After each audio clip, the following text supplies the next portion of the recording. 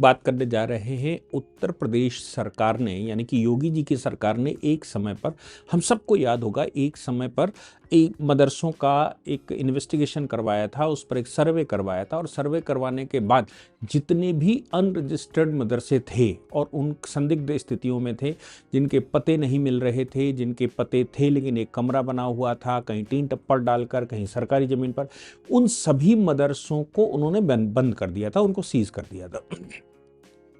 और उत्तर प्रदेश सरकार ने ये कहते हुए सीज किया था कि चूंकि ये अनरजिस्टर्ड हैं, अनरिकॉग्नाइज्ड हैं, इनका कोई मतलब नहीं होता। उत्तर प्रदेश सरकार का इसके पीछे का जो तर्क था, जो हाईकोर्ट में भी उन्होंने दिया, उत्तर प्रदेश सरकार ने कहा कि मदरसों से डिग्रियां लेने के बाद, मदरसों से ये जो तमाम तरह के वो पत्र लेते हैं, प्रमाण पत्र लेते हैं, इनका हम इस्तेमाल नहीं कर पाते। ये अनरिकॉर्डेड, अनरिकॉग्नाइज्ड मदरसे हैं। इन मदरसों से पढ़े हुए बच्चों का जीवन भविष्य में ख़राब हो जाता है। उनको लगता है कि उन्होंने पढ़ लिया है, उनको लगता है कि उनकी तालीम जो उन्होंने ली है उसका सरकारी नौकरियों में इस्तेमाल होगा, उसका इस्तेमाल सब जगह पर होगा, लेकिन ऐसा नहीं होता। ये कारण है कि एक बड़ी स्थिति में, मतलब एक समय के बाद ये लोग बड़े परेशान रहते हैं और फिर सरकार के ऊपर दबाव आता है कि इनको कहीं ना कहीं एकोमोडेट किया जाए, इनको कहीं एडजस्ट किया जाए। इनको चूंकि हम एडजस्ट नहीं कर सकते, इसलिए इस प्रकार के मदरसों को हम बंद करते हैं।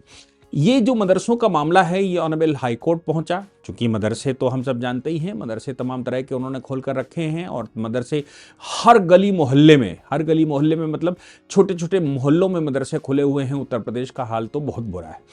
उत्तर प्रदेश सरकार ने इन मदरसों को देखते हुए, इन मदरसों को ध्यान में रखते हुए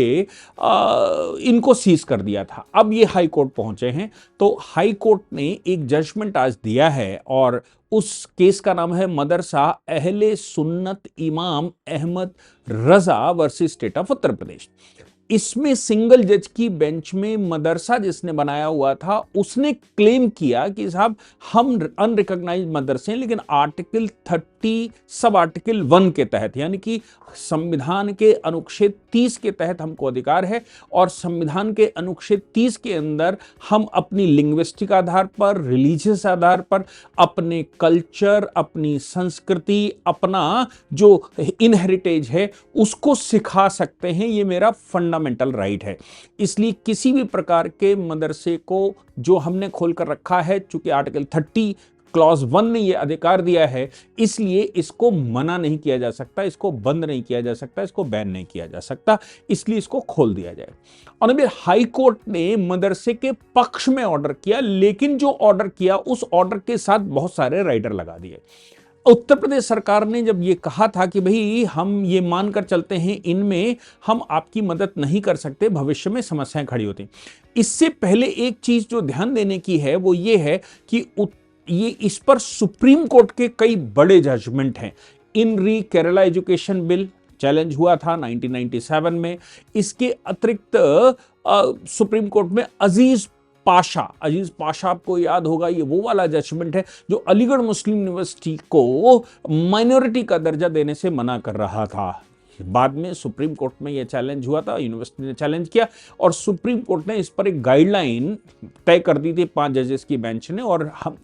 हम सबको याद है, मैंने उस पर इंटरप्रिटेशन भी किया था और ये कहा था कि मेरी लाइफ का ये ऐसा एक केस है जिसका जजमेंट नहीं हुआ, केवल गाइडलाइन करके सुप्रीम कोर्ट ने छोड़ दी कि भाई माइनॉरिटी तय करने की ये गाइडलाइन है, अब 3 जजेस की बेंच इसको तय करेगी। मुझे लगता है वो इसलिए भी कि ऑनरेबल जस्टिस चंद्रचूड़ उस समय रिटायर होने वाले थे। रिटायर होने से पहले वो अब सुन नहीं सकते थे, तो कम से कम नई बेंच बैठेगी, 3 जजेस की बेंच इस गाइडलाइन के आधार पर तय करे कि अलीगढ़ मुस्लिम यूनिवर्सिटी माइनॉरिटी इंस्टीट्यूशन है कि नहीं है ये। जबकि अजीज पाशा का जजमेंट ये आया था कि अगर किसी यूनिवर्सिटी को पार्लियामेंट से पास करके बनाया गया है तो वो माइनॉरिटी इंस्टीट्यूशन नहीं है, उसको माइनॉरिटी का लाभ नहीं मिलना चाहिए। हालांकि सेंट जेवियर कॉलेज का और इन सभी cases, saint Xavier college, TMA Pai foundation, अभी तक का एजुकेशन के मामले में, माइनॉरिटी एजुकेशन के मामले में सबसे बड़ा कोई जजमेंट आया है तो वो टीएमए पाई फाउंडेशन का आया, जो 11 जजेस की बेंच का जजमेंट था आर्टिकल 31 का। आर्टिकल 30 सब आर्टिकल 1 के विषय में उन्होंने कहा कि भाई आप डिस्क्रिमिनेशन नहीं कर सकते, आप उसको उसको कम ज़्यादा नहीं कर सकते आप, मदरसे के आधार पर या माइनॉरिटी इंस्टीट्यूशंस को कहीं ब्लॉक नहीं कर सकते। हाँ, रेगुलेशन कुछ बना सकते हैं, कुछ रेगुलेशन बनाकर सब पर लागू कर सकते हैं, लेकिन इसी जजमेंट में 3 प्रकार के मदरसों का डिस्टिंक्शन किया गया था। पहला कि वो मदरसे जो कि सरकार ने बनाए हैं, सरकारी मदरसे। दूसरा वो जो मदरसे सरकार ने नहीं, प्राइवेट बनाए गए हैं लेकिन उनको एड सरकार से मिलती है। और तीसरा वो जो कि प्राइवेट बनाए गए हैं लेकिन उनको एड ना तो सरकार से एड मिलती है, ना ही सरकार उस पर ना ही सरकार उसको को लाभ देती। टीएमए पाई फाउंडेशन में यह कहा गया था कि आर्टिकल 30 सब आर्टिकल 1 में किसी भी लिंग्विस्टिक, इसको क्लियर करूं, इससे पहले एक चीज और आती। ये जो आर्टिकल 30 सब आर्टिकल 1 है, ये कभी आर्टिकल 23 हुआ करता था। आर्टिकल 23 मतलब ये ड्राफ्ट कॉन्स्टिट्यूशन का आर्टिकल 23 था जो डॉक्टर अम्बेडकर ने बनाया था। उसमें 3 विषय लिए गए थे, जबकि जब फाइनल पास हुआ तो केवल 2 ही विषय रह गए। 3 विषय ये थे कि लिंग्विस्टिक आधार पर, भाषाई आधार पर माइनॉरिटी, यानी कि अगर कोई एक पार्टिकुलर भाषा के आधार पर, कोई मलयालम का, कोई तेलुगु का, कोई तमिल का, कोई एक माइनॉरिटी भाषा के आधार पर कोई इंस्टीट्यूशन एस्टेब्लिश करना चाहता है तो आर्टिकल 23 में आता है, जो आज का आर्टिकल 30 है। दूसरा कहा गया था कि कोई रिलीजन, कोई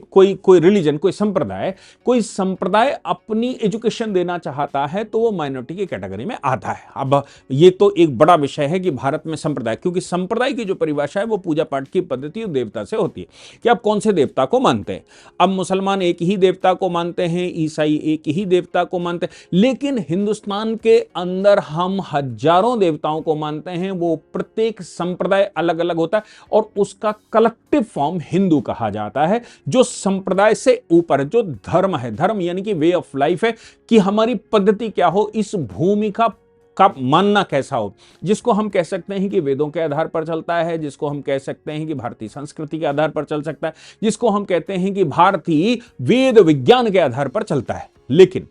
इस मामले में जब हम पूजा पाठ और देवता की बात करने लगते हैं तो फिर हर एक देवता एक संप्रदाय बनता है, और चूंकि एक संप्रदाय बनता है इसलिए अगर इस पर कभी डिबेट होगी और कभी कोर्ट में केस आता है तो फिर हर एक संप्रदाय को अपनी रिलीजियस एजुकेशन देने का अधिकार बनता है। तीसरा विषय जो इसमें जोड़ा था डॉक्टर अंबेडकर ने, वो कम्युनिटी का जोड़ा था कि भाई कम्युनिटी, अगर पार्टिकुलर ग्रुप ऑफ कम्युनिटी उसमें अपने आप को बढ़ाना चाहती है, वो उसके आधार पर उन्होंने जो इंटरप्रिटेशन उनका था वो ये था माइनॉरिटी का, कि अगर एक भाषाई क्षेत्र से कुछ लोग दूसरे भाषाई क्षेत्र में रहते हैं तो फिर वो, या एक प्रांत के लोग कहीं दूसरे प्रांत में कुछ कम्युनिटी बनाकर रहते हैं, वो कम्युनिटी एक कम्युनिटी कहलाएगी, एक छोटी कम्युनिटी कहलाएगी, उनको रिजर्वेशन होगा, वो माइनॉरिटी कहलाएंगे। इसको दूसरे शब्दों में समझते हैं कि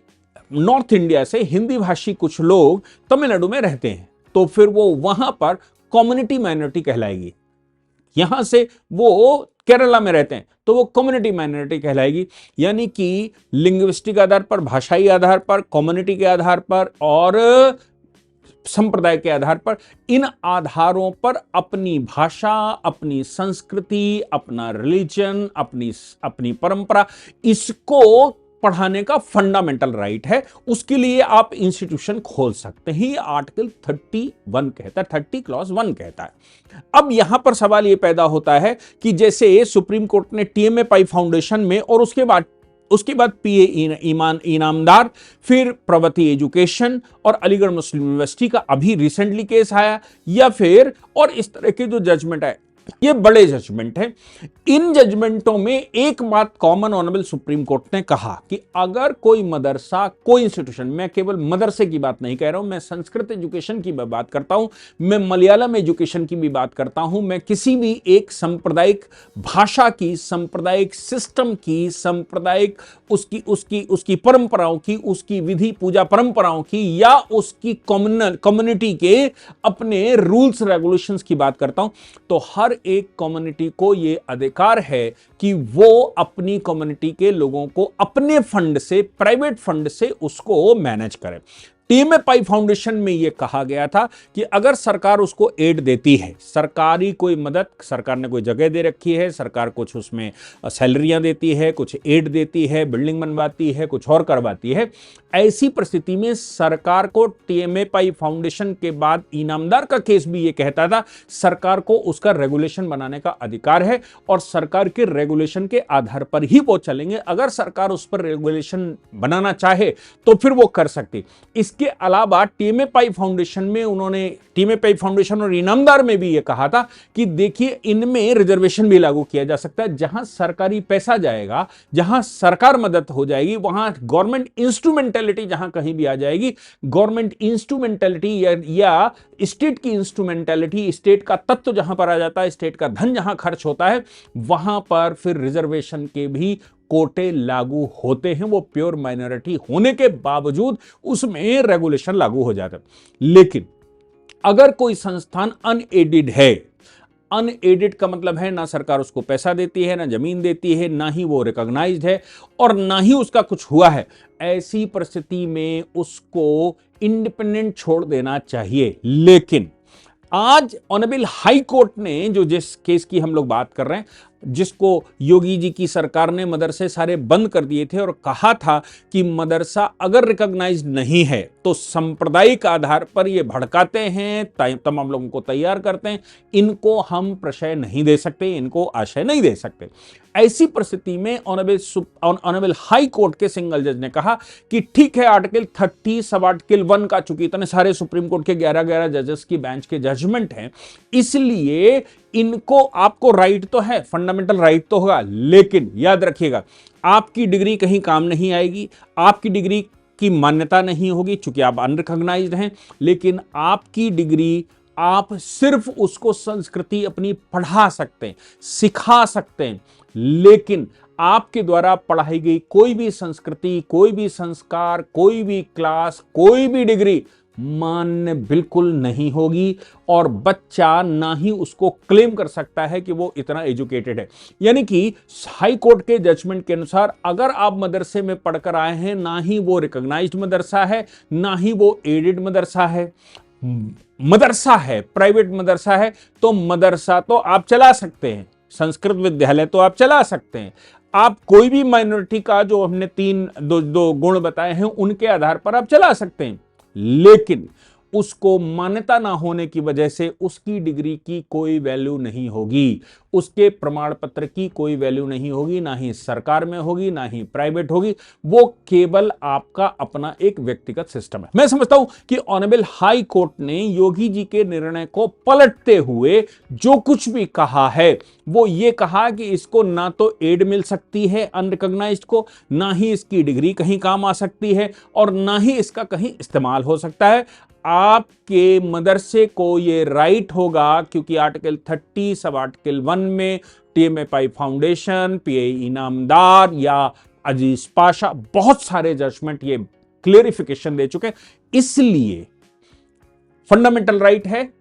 पर इसकी कोई वैल्यू नहीं होगी। आज हाई कोर्ट ने वो जो योगी जी का जो सर्कुलर था, उस सर्कुलर को क्वैश कर दिया, या जो सीज किया गया था, सीज करने को क्वैश कर दिया, एक पर्टिकुलर टाइम दे दिया, इतने घंटे के अंदर ऑर्डर मिलने के, इतने घंटे के अंदर इस तरह के कोई मदरसे आते हैं या मदरसे आपसे छुड़वाने आते हैं तो आपको उसको छोड़ना पड़ेगा, उसको रिलीज करना पड़ेगा। अभी मैं मानता हूं कि इसमें एक लोचा और है, वो लोचा ये है कि ये मदरसे किसकी भूमि पर बने हुए हैं, सरकारी भूमि पर बने हुए हैं या फिर प्राइवेट भूमि पर बने हुए हैं। ये कहीं ऐसा तो नहीं है कि ये वक्फ की भूमि पर बने हुए हैं, तो फिर सरकार इसमें, अगर सरकारी भूमि पर बने हुए हैं तो आप अपना मदरसा लेकर जा सकते हैं, सीज खोलने का नया पंगा ये फंसेगा क्योंकि आपने सरकारी जमीन पर एक कमरा बनाकर इसको चला रहे। मैं समझता हूं कि ज्यादातर इस प्रकार के मदरसे सरकारी जमीन, पट्टे की जमीन या फिर वो माफी की जमीन और तमाम तरह की जमीनें हैं, उन पर सिर्फ उनके कब्जा करने के उद्देश्य से बना रखे हैं, उनके बोर्ड लगे हुए हैं। मैंने देश प्रदेश में तो, उत्तर प्रदेश में तो बहुत जगह देखा कि कुछ नहीं, लोग रहते हैं, बोर्ड बाहर मदरसे का लगा हुआ। ये सिर्फ और सिर्फ टैक्टिक इस्तेमाल की गई थी ताकि जमीनों को सरकार के वापस करने से बचाया जा सके, एक रिलीजियस एंगल इसके पीछे डाला जा सके, एक एजुकेशनल एंगल डाला जा सके। तो जो एजुकेशनल या रिलीजियस एंगल की बात है वो मुझे लगता है कि फिर सरकार कुछ ना कुछ इस पर स्टेप लेगी, चूंकि सरकार ने सर्वे सबके करवा रखे हैं, मदरसों के भी करवा रखे, वक्फों के भी करवा रखे हैं, और सारी सरकारी जमीन का उनके पास सर्वे है। तो जो मदरसे खोलने की बात हाई कोर्ट ने कही वो केवल उनको खोला जा सकता है जो सरकारी जमीन पर नहीं, किसी ने अपनी व्यक्तिगत जमीन पर अपनी कल्चरल एजुकेशन को बढ़ाने के लिए, अपने संप्रदाय को बढ़ाने के लिए, अपनी सांप्रदायिक शिक्षा को देने के लिए खोल कर रखे हों, केवल उनको ही उसमें कवर किया जा सकता है, बाकियों को नहीं किया जा सकता, जैसा मैं समझता हूं। लेकिन अभी फिलहाल हाई कोर्ट ने आदेश दिया है कि article 30 sub article 1 fundamental right है, और अगर वो रजिस्टर्ड नहीं है, रिकॉग्नाइज नहीं है, सरकार की एड नहीं ले रहा है, तो ऐसी परिस्थिति में उसको फंडामेंटल राइट है कि वो अपना चलाए। सरकार का इंक्रोचमेंट उसमें नहीं हो सकता, सरकार उसमें इंटरवीन नहीं कर सकती, सरकार उसको बंद नहीं कर सकती। ये TMI पाई फाउंडेशन और बाकी केसेस में भी पहले कहा जा चुका है।